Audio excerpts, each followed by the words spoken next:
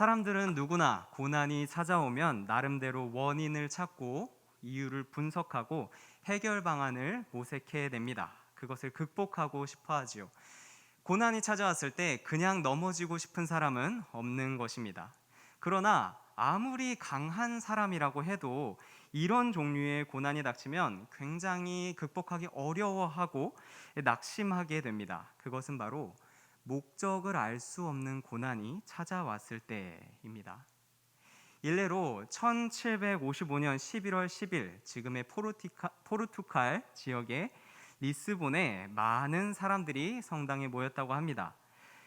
그날은 카톨릭에서 만성일이었기 때문이라고 합니다. 이것이 무엇이냐? 쉽게 말한다면 우리가 신앙이 좋은 사람들, 역사 속에 훌륭했던 사람들을 기념하려고 모이는 날입니다. 그런데 그날 갑자기 규모 8.5에서 9.0 정도의 대지진이 일어나더니 벽에 금이 가고 많은 사람들을 불안에 떨게 만듭니다.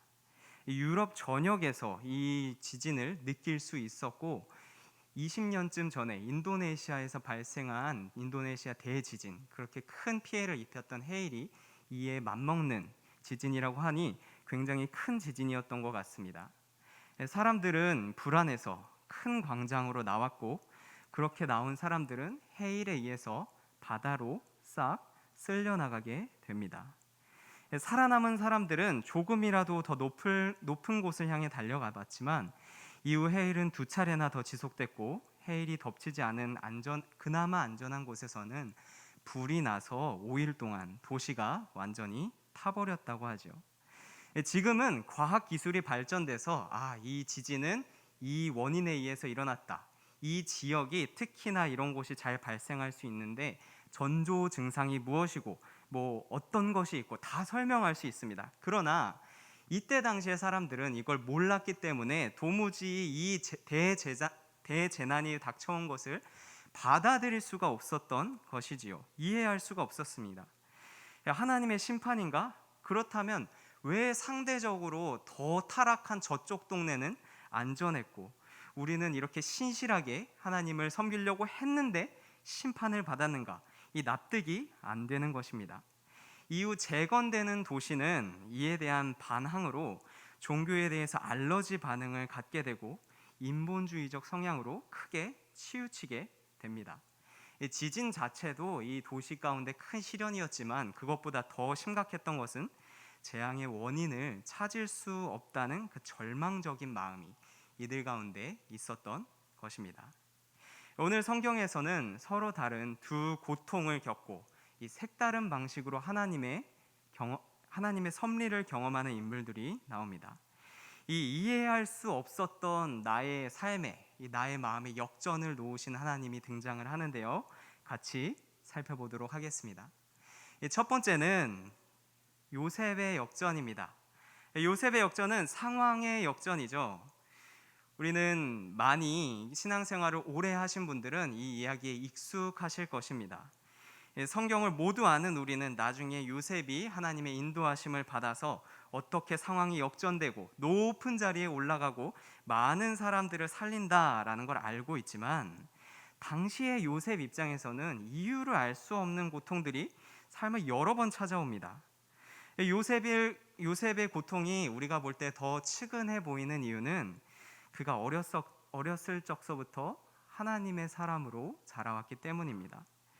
유복한 가정에서 아버지를 통해 사랑을 듬뿍 받고 또 하나님을 배우면서 자랐습니다. 심지어 꿈을 통해서 하나님께서 요셉에게 무언가 계속 메시지를 주십니다.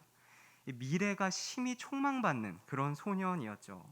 그러나 머지않아서 고난을 겪게 됩니다. 그 시작은 이것이었습니다. 형제들이 자기 옷을 벗기고 구덩이에 던집니다. 그래도 이것은 많이 양보해서 어떻게 보면 이해할 수 있는 고난이었습니다. 요셉이 아버지의 사랑을 독차지하고 있는데 상대적으로 관심을 못한 형들이 요셉에게 질투를 하게 되었고 거기에 모든 가족이 요셉 앞에 절한다는 꿈을 요셉이 거침없이 얘기하니까 형제들이 그것을 분을 참지 못하고 폭발해 버렸다라는 것으로 설명을 할 수 있겠습니다. 그러나 이것도 잠시 그보다 더한 고통이 찾아오게 되는데요. 그것은 바로 형들이 자신을 노예로 팔아버린 것입니다. 집에는 요셉의 옷에 피를 묻혀서 보냅니다. 이 짐승이 잡아먹었다, 이미 죽었다 하면서 추적도 구출도 포기하게끔 만들려는 것이지요. 다시는 우리 집에서 사랑받으면서 미래를 기대할 수 없도록 혼자서는 도저히 빠져나올 수 없는 구덩이 속으로 요셉을 밀어버리는 것입니다. 이후 요셉은 보디발의 집에 노예로 팔려가게 됩니다. 가족도 사랑하는 집도 고향도 다 잃은 것 같은 요셉에게 그래도 남아있는 것 딱 한 가지가 있었으니 그것은 바로 하나님이었습니다. 마치 해일이 휩쓸고 지나간 것처럼 아무것도 남아있지 않는 요셉에게 단 하나님만 남아있었고, 이제 요셉은 이 하나님을 섬기는 자라는 정체성 하나만 갖고서 인생을 다시 살아가게 됩니다. 하나님은 그런 요셉에게 복을 주셨고 요셉의 집을 형통하게 하십니다. 그런데 어느 날 요셉에게 고난이 또 찾아오는데요. 그것은 바로 보디발의 아내가 요셉을 유혹하는 것이었죠. 자신에게 남아있는 마지막 정체성, 나는 하나님과 함께하는 사람이다, 거룩한 사람이다를 지키기 위해 요셉은 유혹에 응하지 않고 피했습니다. 그 결과 이 거룩한 생활에 대한 핍박이 곧바로 찾아옵니다. 억울하게 누명을 쓰고 감옥에 가는 것이죠. 그 이후로도 의도하든 의도하지 않았든 요셉의 삶에 고난은 계속해서 찾아옵니다. 감옥에서 술 맡은 관원장을 불쌍히 여겨 그의 꿈을 잘 풀이해 주었더니 풀려난 사람이 자신의 억울함을 위해 호소해 주기를 바랬더니 그는 결국 요셉을 잊고서 기억하지 못하고 맙니다. 어려울 때 그래도 내가 불쌍히 여겨서 도와준 사람이 잘 되고 성공해서 이 지역을 벗어나서 이제는 내가 도움을 받을 수 있겠구나 라고 기대할 때 자신을 잊어버렸다는 것은 요셉의 마음에 참 배신감을 남겨주었을 것입니다. 이렇게 요셉은 계속해서 주위 사람들에 의해 고통을 받습니다. 사람이 이런 흠이 있으면 사회적으로 재기하기가 힘듭니다. 멀쩡한 사람도 많고 유능한 사람도 많은데 누가 이런 사람을 쓰고 싶어 할까요? 중요한 결정일수록 요셉과 같은 사람은 멀리 두는 것이 일반적인 사회의 흐름입니다. 그러나 하나님께서는 그 상황을 역전시키십니다. 잘 아시다시피 아무도 해몽할 수 없었던 바로의 꿈을 요셉을 통해서 해석하게 하고 하나님의 지혜로 그 꿈에 대한 해결책까지 제시한 것입니다. 그 결과 요셉은 애굽을 다스리는 총리가 됩니다. 이제까지 세상은 요셉 곁에 있던 사람들은 요셉에게 끊임없이 고통을 주는 존재들이었습니다. 하지만 이제 상황이 역전되었습니다. 세상을 향해 불어닥치는 대재앙을 이제는 하나님의 지혜를 얻은 요셉이 세상을 구하는 것입니다. 고통을 여기까지 와 봐야 요셉은 왜 그 고통이 자신에게 몰아닥쳤었는지를 이해하게 됩니다. 형들이 자기를 팔지 않았다면 요셉은 애굽에 있지도 않았을 뿐더러 대기근에 처한 많은 사람들을 도울 힘도 권력도 없었을 것입니다. 하나님은 자기가 원하시는 자리까지 요셉이 가도록 고난을 사용하신 것입니다. 그리고 마침내 때가 되었을 때 하나님은 상황을 역전시켜 주신 것이죠. 창세기 45장 8절에 보면 요셉이 형제를 용서하며 이 상황을 만드시는 분이 누구신지를 명확하게 고백하는데요. 같이 읽어보도록 하겠습니다. 그런즉 나를 이리로 보낸 이는 당신들이 아니요 하나님이시라. 하나님이 나를 바로에게 아버지로 삼으시고 온 집의 주로 삼으시며 애굽 온 땅의 통치자로 삼으셨나이다. 하나님과 함께하며 하나님을 믿는 자는 하나님의 경륜을 믿습니다. 그때 내 과거가 악한 사람들에 의하여서 더럽혀지고 참 짓밟히고 해를 입고 상처를 받아서 무의미하게 사라지고 숨겨야 될 것이 마땅한 것이 아니라 하나님께서 나를 그 상황에 의도적으로 보내셨구나 하는 것 말입니다. 환경을 통제하시고 이 세상을 다스리는 분은 하나님이신 줄로 믿습니다. 그 하나님은 과거나 오늘이나 변함이 없으십니다. 그렇다면 내가 그 과거에 고통받는 곳으로 보내시는 이 또한 하나님이심을 믿어야 합니다. 내 삶에 고통이 많다고 해서 도무지 원인을 알 수 없는 악한 공격들이 주변에서 쳐들어온다고 해서 하나님께서 나와 함께 하시지 않는 것이 아닙니다. 하나님은 언제나 세상의 왕이 되고 통치자가 되십니다. 우리 로마서 8장 28절 같이 읽겠습니다. 우리가 알거니와 하나님을 사랑하는 자 곧 그 뜻대로 부르심을 입은 자들에게는 모든 것이 합력하여 선을 이루느니라. 소위 하나님을 믿는다, 내가 신앙이 있다라고 하는 그 내용이 무엇입니까? 무엇을 믿는 겁니까? 이런 하나님의 통치하심, 과거나 오늘이나 미래나 하나님께서 나와 내 주변과 세상을 다스리신다라는 것입니다. 내가 볼 때 지금 불합리하더라도 이 일이 나에게 일어나게 하시는 분은 하나님이시다. 그리고 그 하나님은 이대로 비참한 상태로 나를 내버려 두시지 않으신다. 반드시 합력하여서 선을 이루게 하실 것이다 라는 믿음이 우리에게 있는 것이죠. 하지만 참 안쓰럽게도 우리들은 그러한 순간이 언제인지, 구체적으로 하나님께서 어떻게 우리를 구출해 주시는지, 도와주시는지는 알 수가 없습니다. 그런 우리를 격려하기 위해서 하나님은 이렇게 말씀을 보내주시고 거룩한 공동체를 보내주시는 것이죠. 다른 사람들의 인생을 보게 하시고 하나님과 함께하는, 하나님께서 일하시는 다른 사람들의 인생을 처음부터 끝까지 쭉 보게 하시고 그 안에서 관통하는 하나님의 신실하심을 보게 하십니다. 하나님의 선하심과 신실하심을 믿고 하나님의 다스리심을 사모하라라는 것입니다. 변치 않으시고 그 사람을 위해 일하시는 하나님을 믿으라, 하나님을 기다리라라는 것입니다. 그러면 능력의 하나님께서 고난 중에 늘 우리와 함께 하셨던 하나님께서 우리의 고난을 고난으로 남겨두지 않으시고 그 상황을 역전시키게 되십니다. 우리 두 번째 역전은 마음의 역전입니다. 요셉이 상황의 역전이라면 요셉의 형제들에 대해서는 하나님께서는 마음을 역전시켜 주십니다.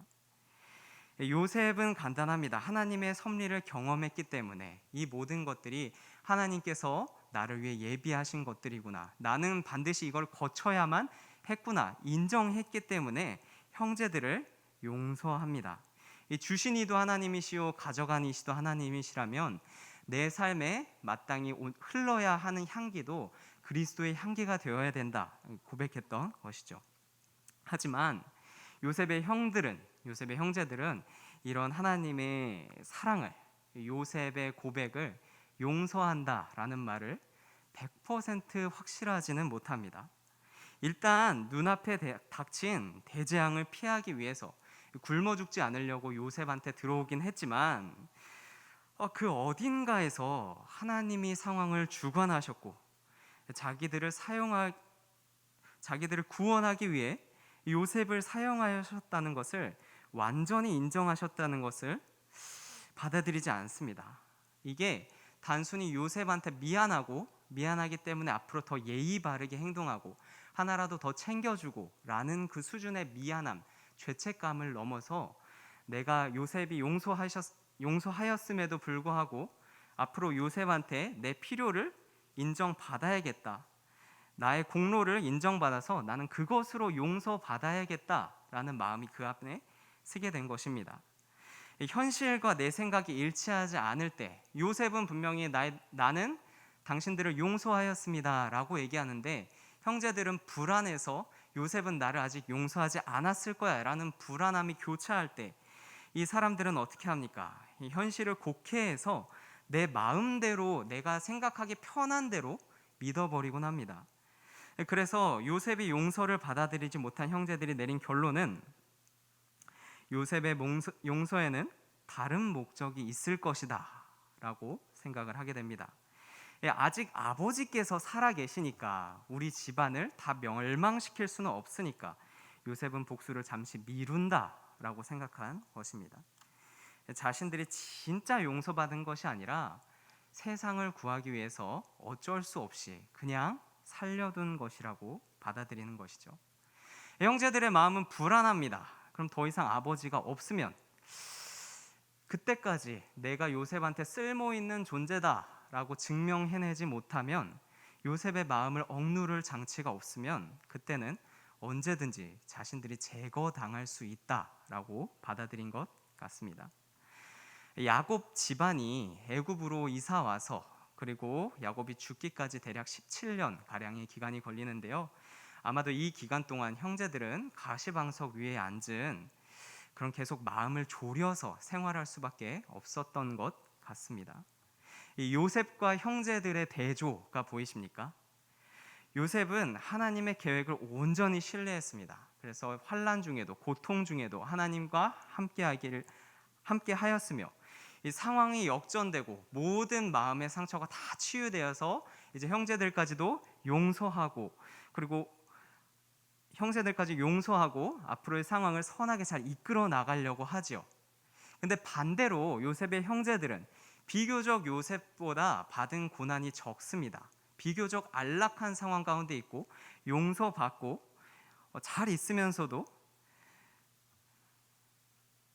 그 요셉의 용서마저도 신뢰하지 못해서 불안해하고 있는 것이죠. 근데 이 상황은 하나님이 이끄셨다라기보단 요셉이 언제 나를 복수할지 모른다라는 불안감이 있는 것이죠. 하나님을 온전히 신뢰해서 우리 인생은 하나님께 내어 맡긴다라는 요셉과, 그리고 하나님이 있다는 것은 인정은 하는데 여전히 하나님이 하셨다라는 확신이 100% 없는 사람들이 이렇게 차이가 나는 것입니다. 하나님에 대한 신뢰가 없으면 은혜를 받고 이 망해가는 세상 속에서 구원을 받고 있으면서도 그 사실이 고통스럽습니다. 하나님은 왜 나를 구원하시지? 이 세상에 기브 앤 테이크가 확실하지 않은 그런 호의는 없는 것인데, 내가 하나님께 무엇을 들여서 갚아야 하나? 나는 무엇으로 하나님께 나의 필요를, 나의 존재를 입증해야 하지? 그런 것 때문에 마음이 졸이면서 계속 살아가게 되는 것이죠. 아버지가 돌아가시자 형제들은 요셉에게 누군가를 통해서 자신의 의사를 대신 전합니다. 그 내용은 이것입니다. 아버지께서 살아생전에 이것을 명령하셨다 하는 것인데요, 그것은 하나님의 종들인 자기들을 아버지께서 용서하라고 하셨다라고 전하는 것입니다. 그리고 나중에 직접 와서 요셉 앞에 엎드립니다. 우리는 당신들의 종입니다 하면서요. 요셉은 이 말을 듣고 눈물을 흘립니다. 형들이 내 용서를 오해했구나. 그리고 형들을 향해서 하나님의 계획을 말합니다. 우리 창세기 50장 19절에서 20절까지 말씀입니다. 같이 읽겠습니다. 요셉이 그들에게 이르되 두려워하지 마소서, 내가 하나님을 대신하리이까. 당신들은 나를 해하려 하였으나 하나님은 그것을 선으로 바꾸사 오늘과 같이 많은 백성의 생명을 구원하게 하시려 하셨나니. 21절, 당신들은 두려워하지 마소서, 내가 당신들과 당신들의 자녀를 기르리이다 하고 그들을 간곡한 말로 위로하였더라. 거의 창세기의 주제의 말씀입니다. 형제들은 요셉을 해하려고 했지만 하나님은 그것을 선으로 바꾸셨습니다. 하나님의 사람인 요셉은 하나님의 뜻을 받아들였고 자신을 미워한 형제들과 세상을 품습니다. 말뿐만이 아니라 실제로 당신들과 당신들의 후손들을 내가 책임지겠소라고 하며 자신의 말에 대한 진실성을 보여주죠. 하나님이 당신을 구원하시니 나도 당신을 용서하고 사랑하겠소라는 말입니다. 더 용서를 구했다는 형제들의 말이 없는 것으로 보아 형제들은 이런 요셉의 진실성을 이 용서는 진짜구나 라는 것을 느꼈을 것으로 판단이 됩니다. 이제 형제들의 마음은 불안해서 편안한 안정으로 넘어갔을 것입니다. 나는 결코 용서받을 수 없는 죄인이다.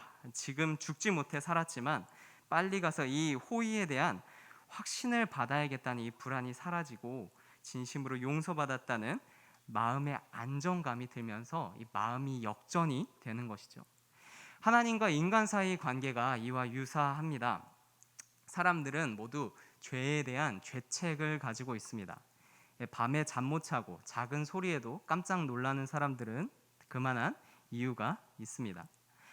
나의 잘못에 대해서 용서를 받긴 하지만, 내가 신앙인으로서 계속 생활을 하지만 죄책은 계속해서 새롭게 나를 따라옵니다. 아무도 그 사실을 모르거나 아니면 모두가 알고 있어도 뭐라고 안 하는데 내 마음속에는 계속 그 죄책이 한켠에 따라옵니다. 내가 그러면 안 됐었는데, 나의 삶의 모든 문제는 그것으로 끝나는 게 아니라 하나님과 나의 문제이기 때문에 그 죄책이 계속해서 따라오는 것입니다.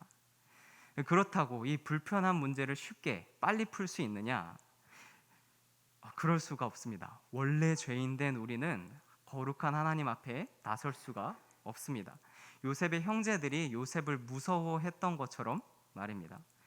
거룩한 하나님 앞에 나아가면 원래 나의 상식대로 하면 죄를 지은 만큼 죄값을 치러야 됩니다. 그러려면 내가 죽어야 되기 때문입니다. 요셉의 형제들이 아버지를 보증자로 내세우면서 우리를 용서하라 라고 얘기했던 것처럼 우리 사이에는 그 자리에 예수님이 들어오십니다. 예수님이 하나님과 우리를 화평케 하셨다라고 말입니다.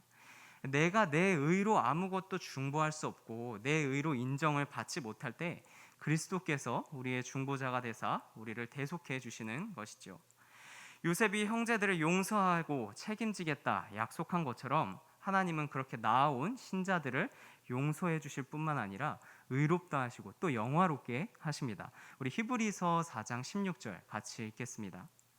그러므로 우리는 긍휼하심을 받고 때를 따라 돕는 은혜를 얻기 위하여 은혜의 보좌 앞에 담대히 나아갈 것이니라.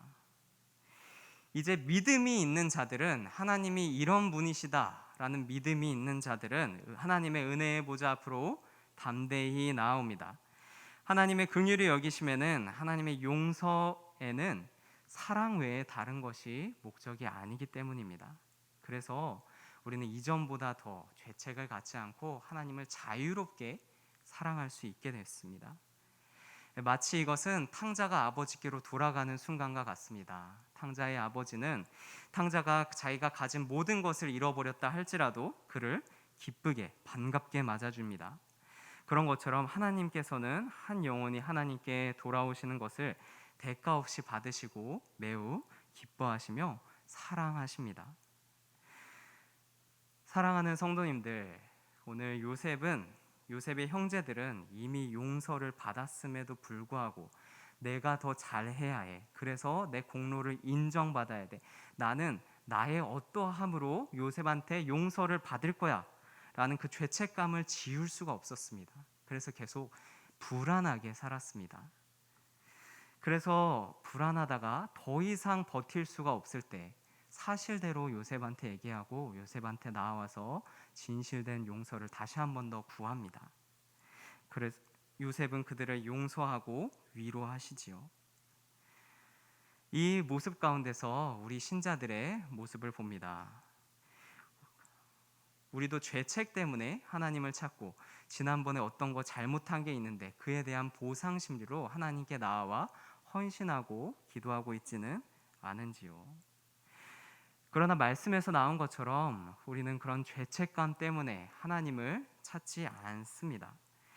그런 죄책감 때문에 하나님의 헌신하고 하나님께 영광을 돌리는 사람들이 아닙니다. 하나님께서 그때 나에게 분노하고 계시기 때문에 내가 열심히 뭔가를 잘해서 하나님의 분노를 좀 누그러뜨려야겠다, 교회 안에 이런 신앙은 없습니다. 우리는 하나님께 이미 용서를 받았기에 더 담대하게 하나님의 앞에 나와 예배를 드리고 찬양을 하며 나오는 것입니다. 이런 은혜의 이유가 있다면 그것은 무너진 우리를 구원하시고 하나님과 화목하게 하기 위함입니다. 하나님은 나를 왜 용서하시나? 하나님은 왜 나를 구원하시나? 앞으로 더 자라나 지켜보려고, 이전과는 다른 모습을 보려고, 물론 그것도 있지만 순서가 잘못되어 있습니다. 먼저 된 순서는 하나님과 화목하게 하기 위해서입니다. 자유롭게 죄책 없이 사랑 안에서 하나님을 섬기기 위해서 하나님은 우리를 용서하십니다. 이 순서가 잘못되었다면 헌신하고 예배하고 이렇게 날마다 주님을 찾는 가운데 피로함을 느끼고 꼭 부작용이 따르게 됩니다. 하나님은 우리를 사랑하사 하나님의 때에 모든 상황을 역전시키십니다. 그 역전의 이유는 한 영혼과 세상을 구원하시려는 하나님의 의도가 있습니다. 하나님은 우리에게 지혜와 능력을 더하여 주사 하나님의 나라를 세우고 우리의 과거를 회복해 하십니다. 환난 중에 마음이 메이지 않고 기뻐하며 자유하며 신앙을 지킬 수 있는 이유는 이전에 수많은 사람들이 그렇게 하나님을 기뻐하는 모습을 봤기 때문입니다. 요셉과 그리고 다른 많은 사람들에게 그리하셨듯 하나님께서는 나의 삶 또한 선하게 이끌고 계십니다. 우리는 그것을 신뢰해야 합니다. 코로나를 비롯해서 우리 가운데는 아직 답답함과 아픔과 이 주변 사람들과의 분쟁과 단절과 서로를 향한 악이 남아있지만 여전히 그 상황을 다스리시고 이 땅의 왕이 되시는 분은 하나님이 되십니다. 지금 고통이 따른다고 해서 낙심하지 않으시길 바랍니다. 신실하신 하나님께서 요셉의 고백과 같이 그것을 선으로 바꾸사 상황을 역전시킬 것이기 때문입니다. 그리고 죄악 중에 낙심하지 않게 하나님은 우리의 마음을 안심시키고 한 번 더 역전시키십니다. 우리의 마음을 위로하시는 것이죠. 죄책으로 불안한 마음을 갖고 사는 우리들에게 하나님을 안정된 상태에서 하나님은 나를 떠나지 않으신다는, 하나님은 나를 사랑하신다는 확신을 주시며 평안한 가운데 하나님을 섬기도록 말입니다. 그러므로 우리는 하나님께 나아올 때 담대히 나아와야 합니다. 이 믿음을 갖고 자유롭게 하나님을 섬기며 우리 삶 가운데 신실하신 하나님께서 이 고통과 나의 고통스러운 상황과 나의 마음을 역전시키길 믿으며 주변 이웃들을 품는 성도님들이 되기를 소망합니다. 같이 기도하겠습니다.